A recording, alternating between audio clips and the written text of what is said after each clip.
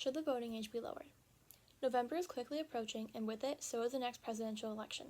As we all know, anyone over the age of 18 is encouraged to vote for who they'd like our next president to be. The ballots are counted across the states, and a winner is then chosen. But what some people may not know is that the voting age wasn't always 18. Years ago, it was originally 21, before an amendment was made to lower it. And now, in the present day, there have been debates of lowering the voting age again, this time to 16 years old. I myself am only 15 years old, meaning even if the voting age were to be changed, I would still be unable to vote. This gives me an unbiased perspective, as no matter what, I am forced to wait until the 2028 presidential election if I want to participate. So, as someone with no opinion either way, I decided to find information on both sides of the issue. My name is Mackenzie Ipavic, and today I'll be discussing the history of the voting age and the two different sides on whether or not the age should be lowered. To begin this discussion, I will explain the history of the voting age, using the article The 26th Amendment by various History.com editors. Historically, the voting age was established at 21 years old, meaning if you were younger at the time of the election, you were unable to participate. For a while, society was generally accepting this fact. It probably would have remained that way were it not for the Vietnam War. The Vietnam War took place in the 1960s and lasted many years. During this time, to supply soldiers for as long as they needed, the United States implemented a lottery draft system for anyone aged 18 or higher. This caused an uprising of activists to protest for the voting age to be lowered to 18. They believed that if 18 was old enough to fight for the country, it was old enough to vote for the president of that country.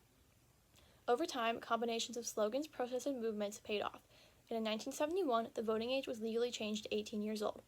Since then, the voting age has remained at 18. It has stayed in force throughout the United States for the last 53 years and 13 presidential elections.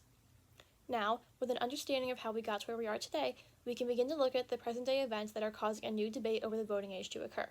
The first side of the issue I'll be discussing today is yes, the voting age should be lowered to 16. The debate to lower the voting age to 16 is not something new for the world. In fact, it has already been implemented in other countries, and they have set what some people believe to be an example for the United States to do the same. Tommy Pito of PhilPapers provides detailed research on the matter in his article, Why the Voting Age Should be Lowered to 16. Pito takes statistics from Austria, a country where the voting age has been at 16 for quite some time, and compares them to figures from the United States. Figures as in political matureness, willingness to vote, and other promising factors.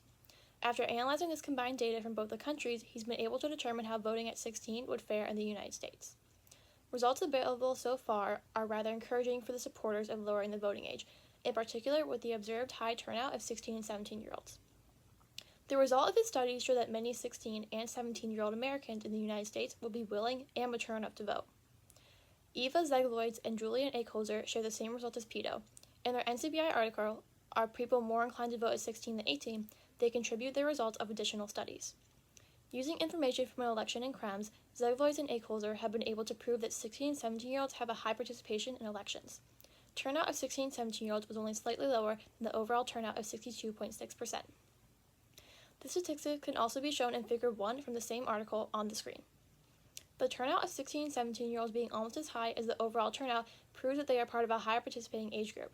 And this idea is only enforced by the chart on the screen, where you can clearly see that 16-year-olds have the highest overall turnout of any other age group. The successful elections in Austria and Krems have shown that voting at 16, and in consequence 17, can be very beneficial to a country's political involvement. In addition to these studies, present-day political speakers have shared their positive views on lowering the voting age to 16. Nancy Pelosi, a previous longtime Speaker of the United States Representatives, was quoted in the article, What Members of Congress Have to Say About Lowering the Voting Age, from Vote 16 USA. She claims, I myself have always been for lowering the voting age to 16. I think it's really important to capture kids when they're in high school, when they're interested in all of this, when they're learning about the government to be able to vote. Together, the research from other countries and statements from powerful political figures, like Nancy Pelosi, have been able to support their argument for lowering the voting age to 16 years old. For the next length of my speech, I'll be discussing the other side of this debate. The voting age does not need to be lowered and should stay at 18 years old. The voting age has remained at 18 ever since it was legally changed in 1971. The elections have gone on as always, and turnout has been sufficient enough to determine our presidents. Because of this, people believe there is no reason to change the voting age, and that if you did, it would only worsen our politics. NCBI's Marcus Wagner show proof of this claim in his article, Voting at 16, Turnout and Quality of Vote Choice. Throughout the article, Wagner and his team uses charts and data to prove that 16-year-olds are not mentally ready to vote. Young citizens do not yet have the experience necessary to place parties correctly on a left-right scale. Citizens under 18 are less able to participate in politics because of this. The figure now on the screen from Wagner's article shows this in a line graph chart. You can clearly see that 16 and 17-year-olds' knowledge on politics is significantly lower than other age groups. This leads to the conclusion that they are not mentally or maturely ready enough to vote. As well as research like Wagner's, surveys have been done on this topic as well. Clayton and Chan, authors from the Universities of Oxford and Warwick, published an article with their survey results in the Oxford University Research Archive. Such evidence from the surveys suggests that young people are, to a significant degree, politically less mature than older people, that the voting age should not be lowered to 16.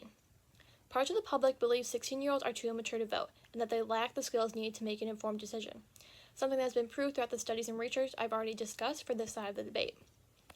Furthermore, besides the general public support of keeping the voting age 18, state councilmen have been recorded sharing the same views.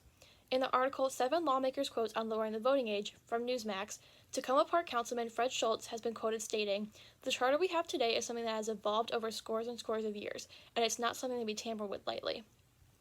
This statement was a response to Schultz being questioned on why he voted against the proposal to lower the voting age to 16 years old.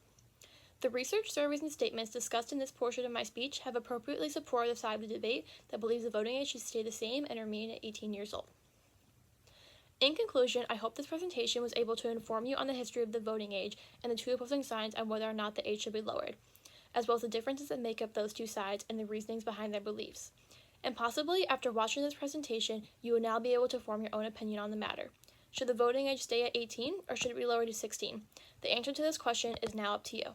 Thank you for listening and for your time.